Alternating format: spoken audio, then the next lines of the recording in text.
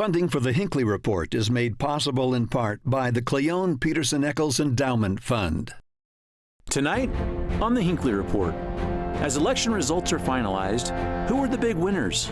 And what are the key takeaways for 2024? With candidates already looking to the next election, will there be a last-minute addition that could shake up the field? And Utah prepares to welcome the world in more ways than one.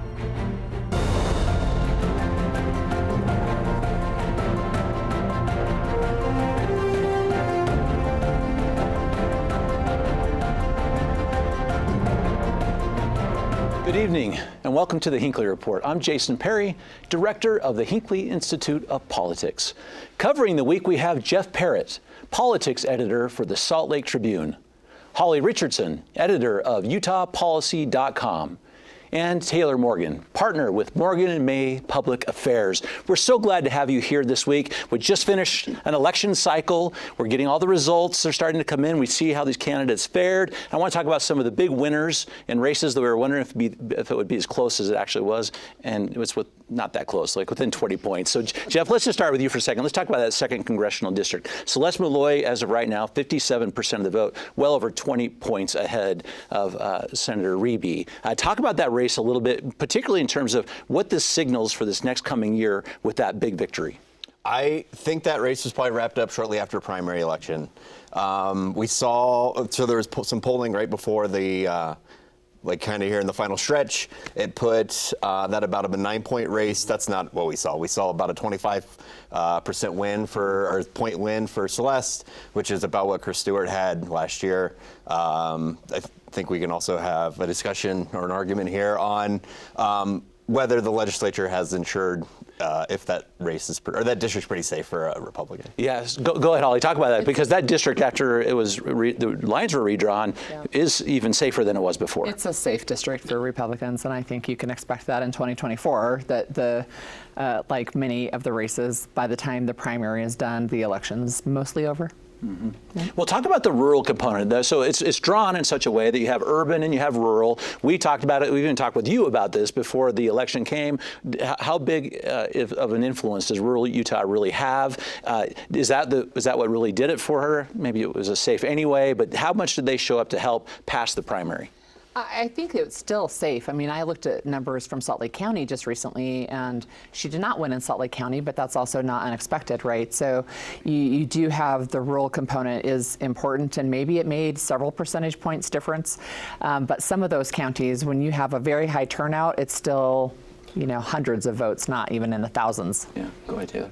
Well, I think one of the things that was really interesting to me in the second district special election is how rural voters, and when we say rural voters, we often conflate southwestern voters, St. George, Cedar City.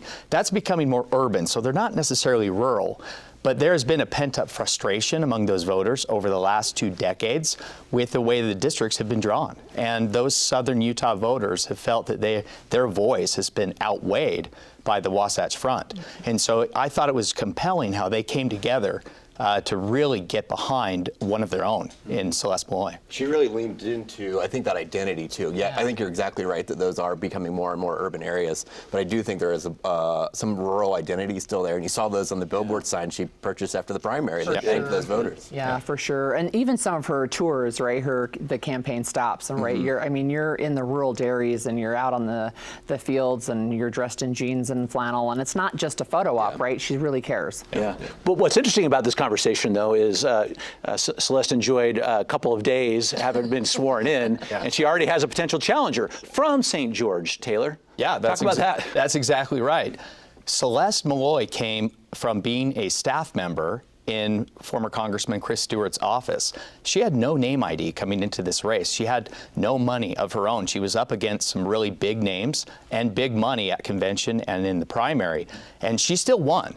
And she won with a very smart, I think, retail, rural strategy, and she has her work cut out for her, but now she's the incumbent. And incumbency brings a lot of benefits and powers, Frank Mel being one of them. And she's already off to a strong start. She knows she's up for re-election very soon. Yeah, this Frank Mel is an opportunity for these members of Congress to send out materials, not campaign materials, but about what they're doing there in office.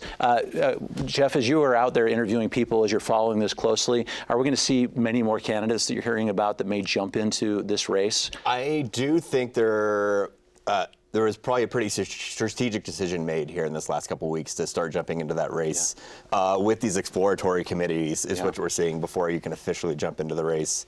It was a super crowded Republican field.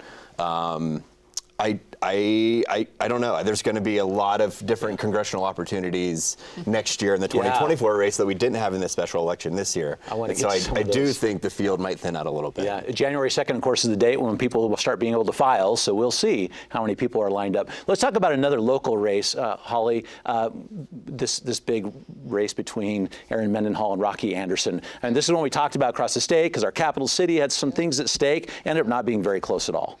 Yeah, not very close at all. I think Mayor Mendenhall showed, in fact, one of the things that she said on election night was that she didn't feel like the voters really listened to the politics of fear, that they were forward-looking and optimistic, and that's why they backed her campaign.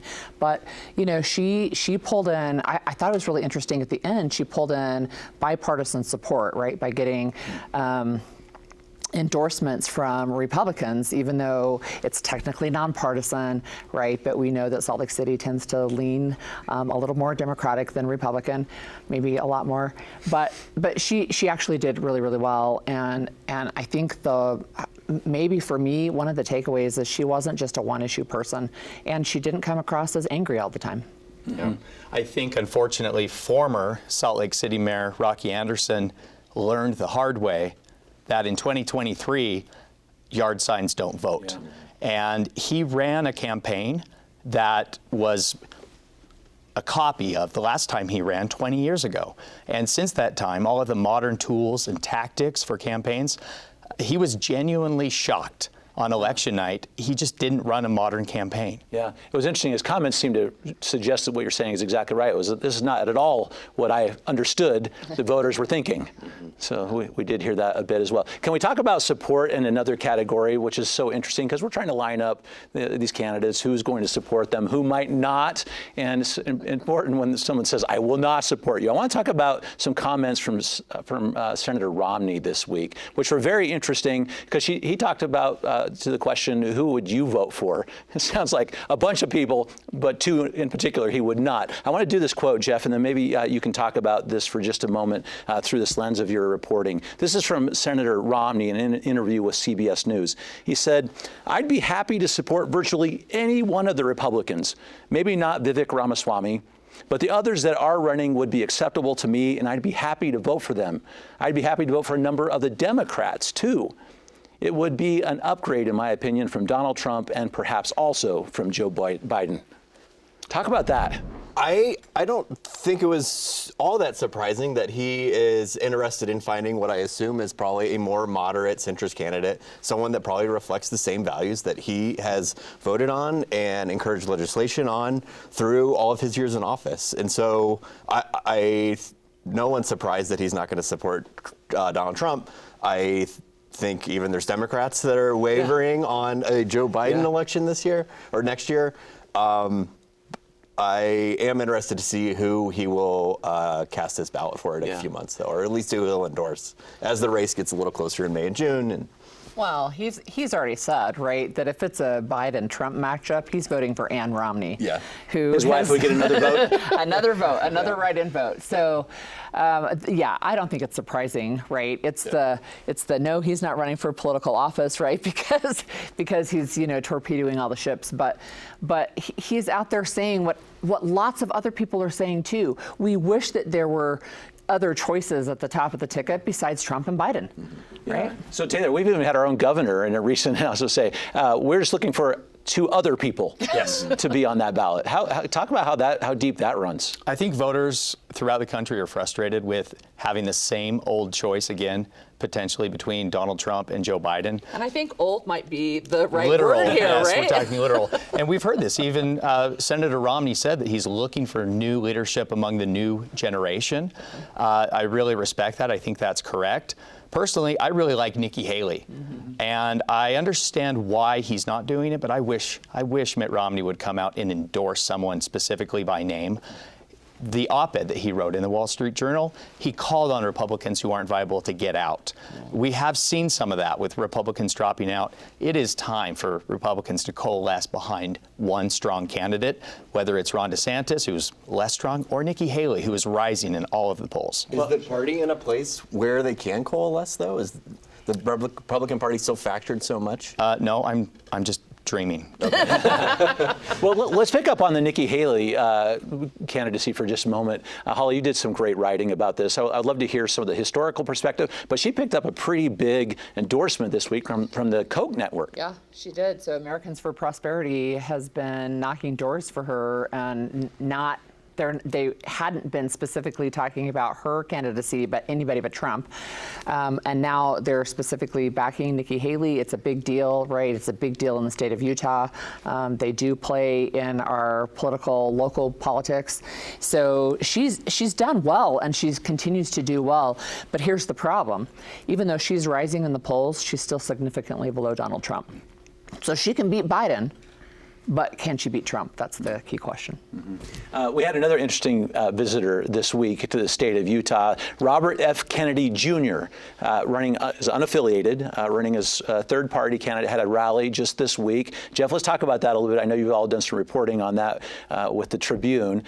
He's received about $78,000 in donations, but all he needs to get on the ballot in Utah as an unaffiliated is 1,000 signatures. And Brian Shaw went to that last night, heard the stump speech. There was certainly his brand of conspiracy theory peddling during that stump speech. Brian also reported, and like when we talked about it last night, there was quite the small army of signature gatherers there, which is exactly what you're talking about. If he only needs a K to get on the ballot, certainly you could see a world where he is on Utah's ballot. Let's not forget Kanye West was on the presidential ballot in Utah in 2020.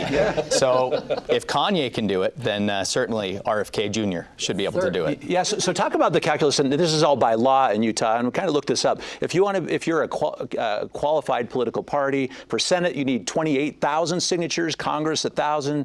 Utah Senate, it's 2,000, and the Utah House is 1,000. Holly, this is interesting. You know, if you are not affiliated with the party, the bar is pretty low to get on the ballot in Utah. Yeah, that all goes back to SB 54 some years ago, right? Sorry.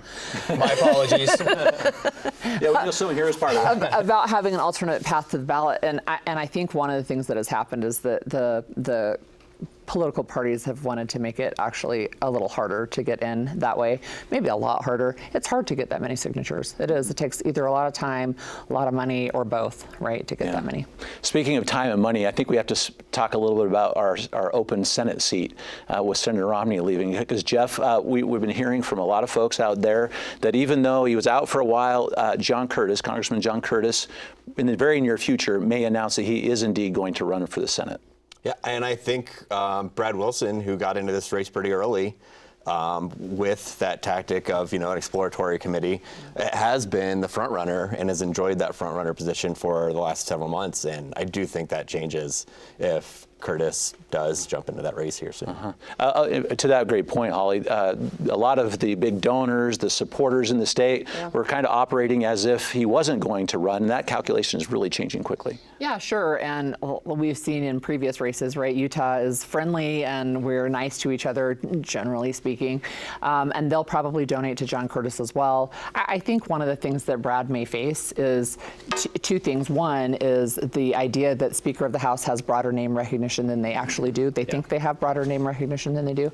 But the second one is sometimes the front runner is the one that takes all the firepower. And so he's been out there for a while, but I think when John Curtis, if he jumps in the race, he's going to immediately become the front runner because of his national standing.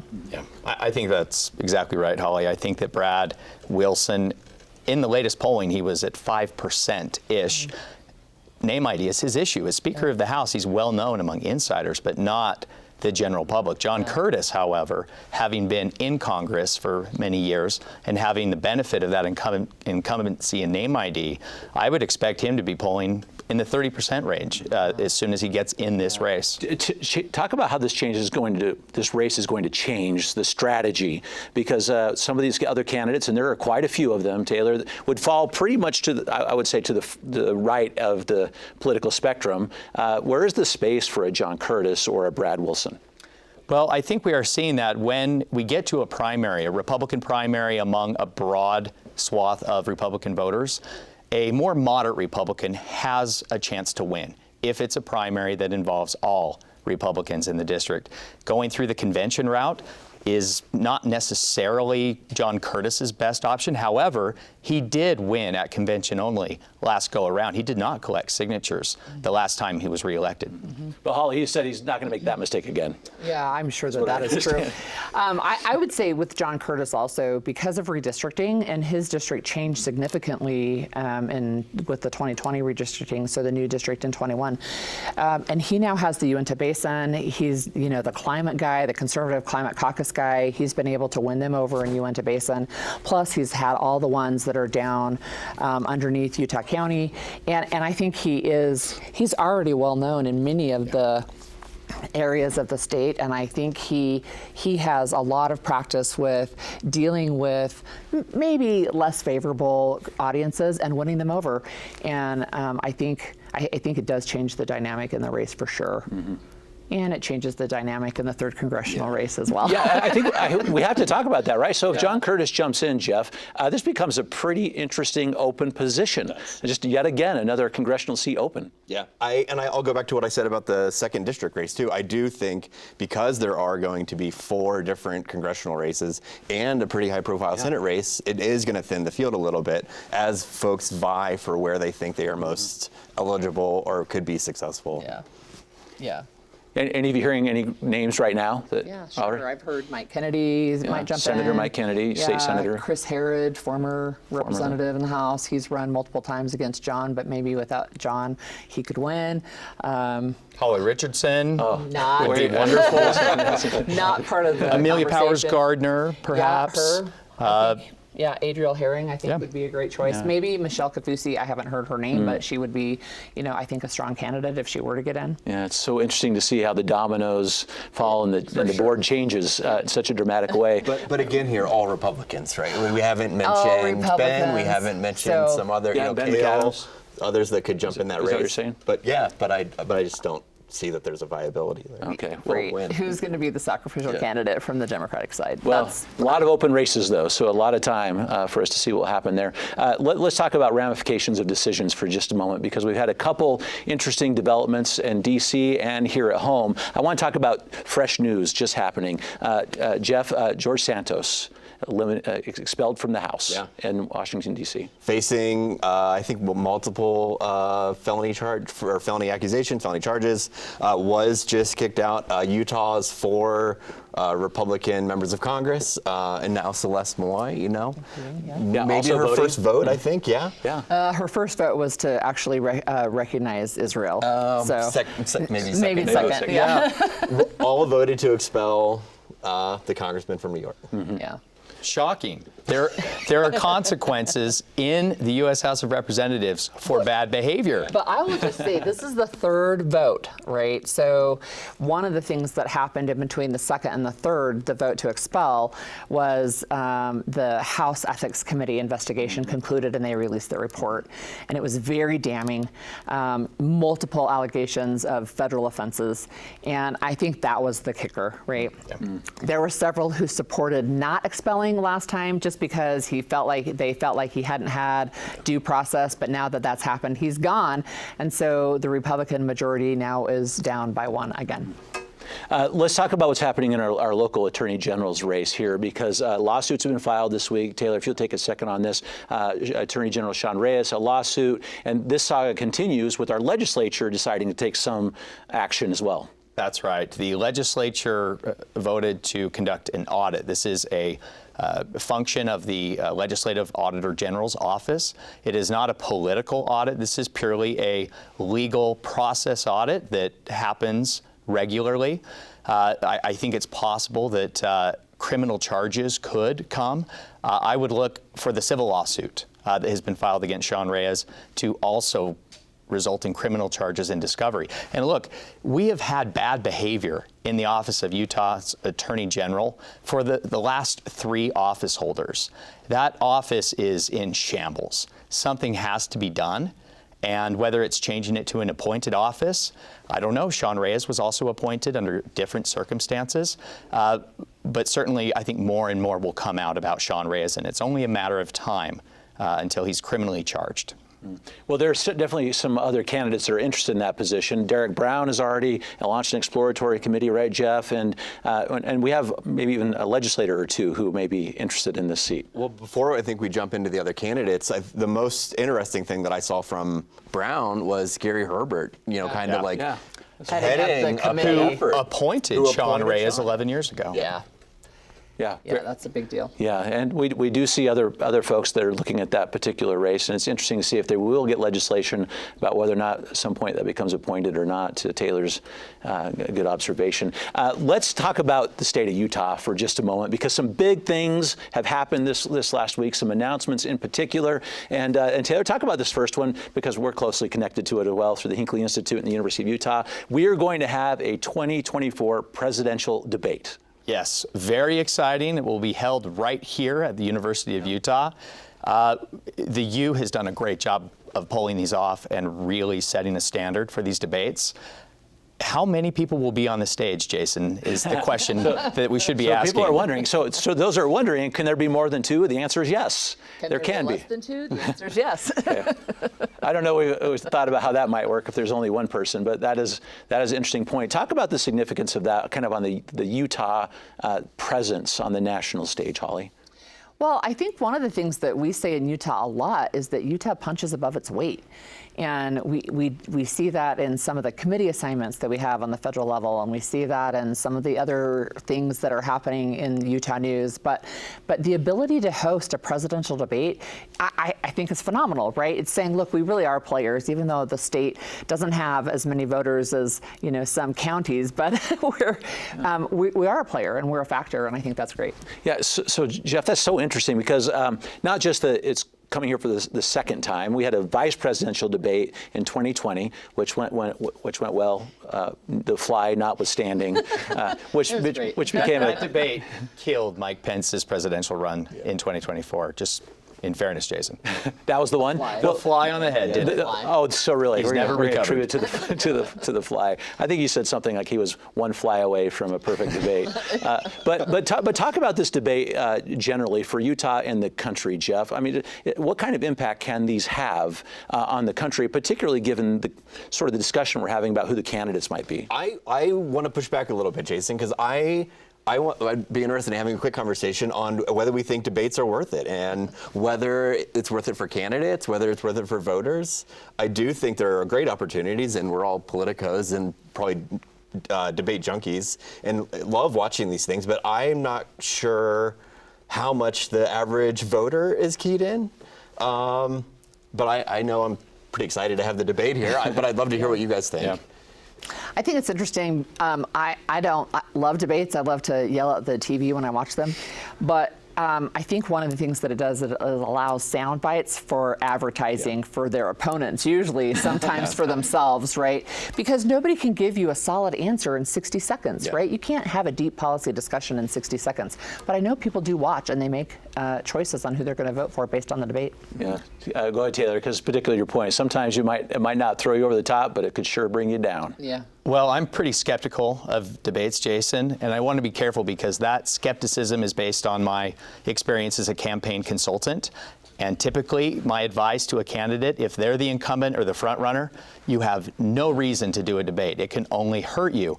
However, if I take that hat off, just as a citizen, I like debates. I like the engagement. Candidates should have to answer tough questions. We have seen how debates have helped Nikki Haley, for example, rise in the polls and connect with voters. So there is some value. But also, Donald Trump is winning by not doing debates. We'll watch that closely to see if he is the nominee, if he decides to participate. 100+ million people watching the screen sometimes is a nice stage. But really quickly before we close, another big announcement for the state of Utah. So Jeff, the state of Utah, Salt Lake City has been selected as a preferred site for the 2034 Olympic Games. This is huge. Yeah, it's great. I'm excited. I cover politics. I don't cover sports. I spent a lot of time this week figuring out how to make sure we're spelling Olympians right, and some of these smaller efforts as our politics reporters were covering that. I think it'll be great for the state. I do think there is going to be a decade of kind of getting the state in shape. I know there's, at least here in Salt Lake City, there's going to be some efforts to turn some roads into some boulevards. I know the mayor has talked about a green loop. We've talked about here in the city. I wasn't here in 2002. I was living in Ohio at the time. You guys might be able to better say kind of what that lead up looked like before 2002. Yeah, talk about that for a second, Holly. It looked like construction on I-15. We had a lot of that. But what's interesting, talking about, you mentioned the mayor or the governor, we had all elected officials. This seems to defy political party in terms of the support. I think one of the great things about the 2002 Olympics that I'm sure will translate to another Olympic Games is the number of volunteers that we can get from Utahns, right? It's one of the things that really redefined how Olympic Games were run, and we can thank Mitt Romney for that, maybe, I don't know, but he can take the credit. But we as a state already are high in volunteerism, and I'm seeing people already saying, I was just a baby, I can't wait to volunteer, right? Or, in my case, I had really young kids and I didn't have the time, but I'm planning on volunteering, right? It's amazing. So I think we'll see a lot of that. Yeah.